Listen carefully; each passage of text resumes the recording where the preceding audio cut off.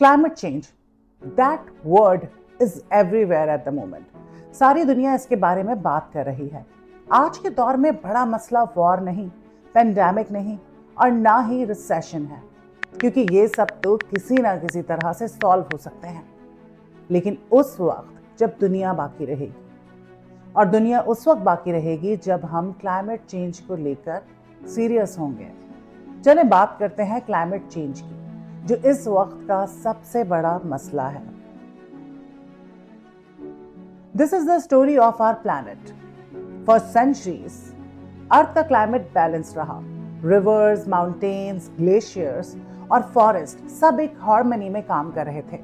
लेकिन अब ये बैलेंस टूट गया है. 1950 से CO2 लेवल हमारे एटमॉस्फेयर में बढ़ता जा रहा है.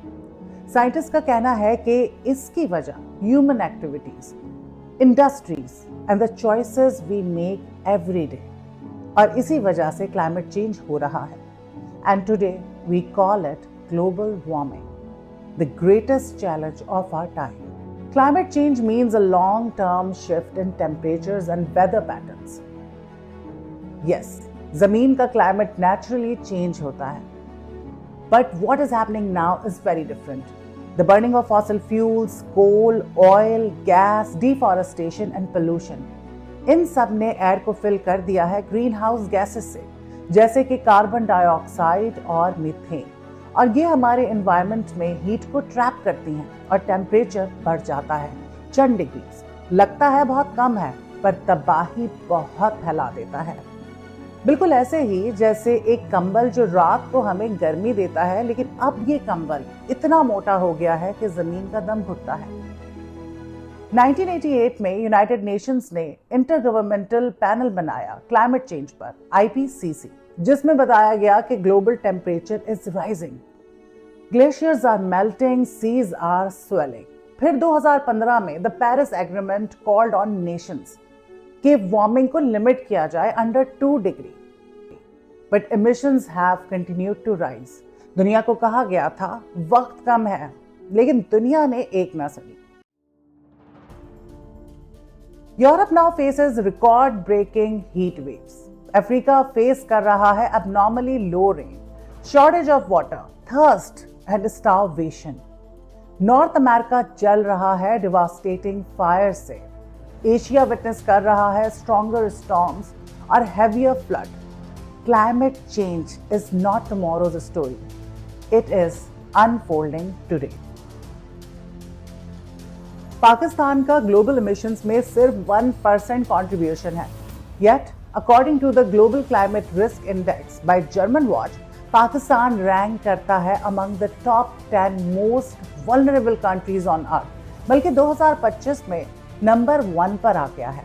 पाकिस्तान की unique geography from Himalayan glaciers in the north to the Indus delta in the south, और इसीलिए ये पाकिस्तान को फ्रेजाइल यानी कि हसास बनाता है.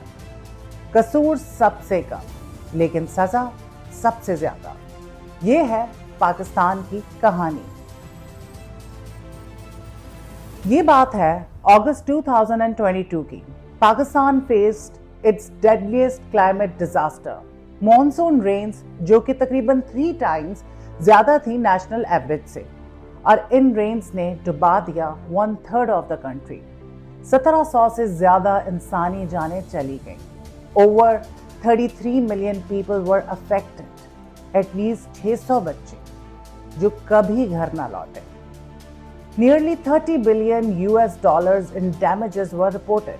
गांव डूब गए, मकान गिर गए और करोड़ों लोग बेघर हो गए. ये सिर्फ एक असर था, क्लाइमेट चेंज की एक तस्वीर.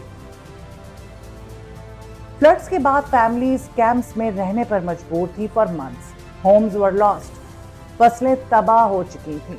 डिजीजेस स्प्रेड हो रही थी स्टैग्नेंट वाटर की वजह से. More than 8 million people were displaced, ज्यादातर हमेशा के लिए.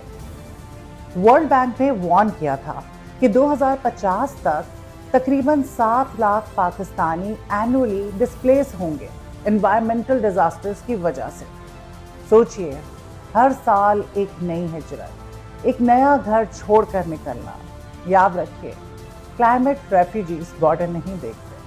अभी तक क्लाइमेट चेंज को लेकर हमने सिर्फ 15% काम किया है, बाकी का 85% अभी बाकी है, और इसके असरात कुछ इस तरह से हैं।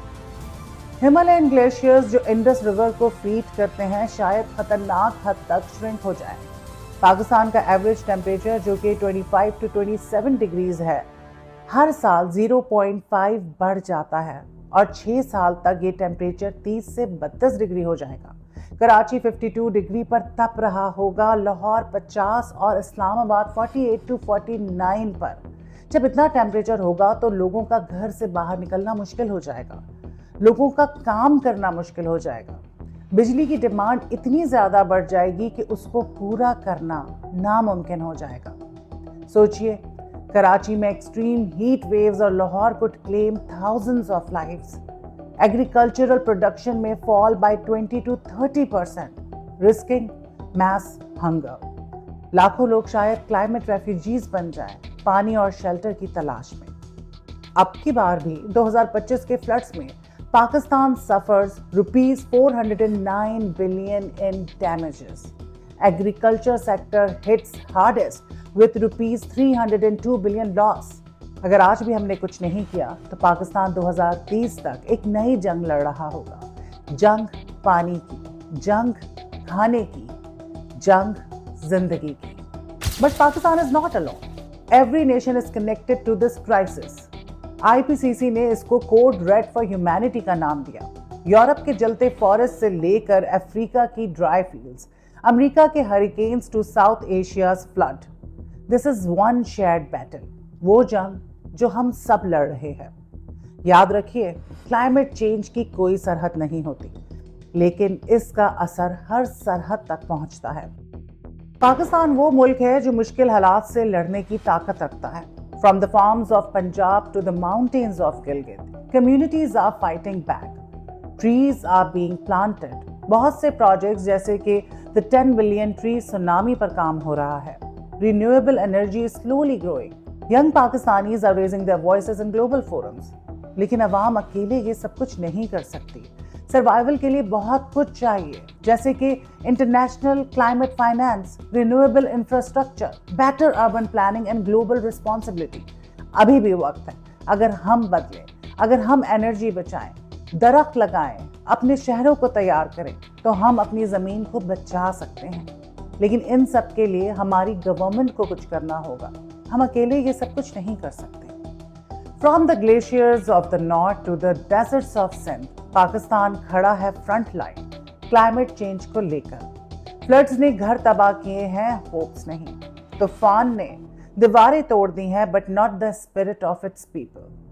Global warming is the greatest challenge of our time, but also our greatest opportunity.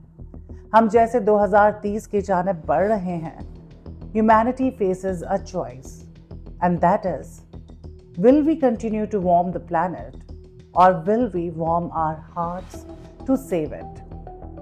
Comment below and let me know what you think about this.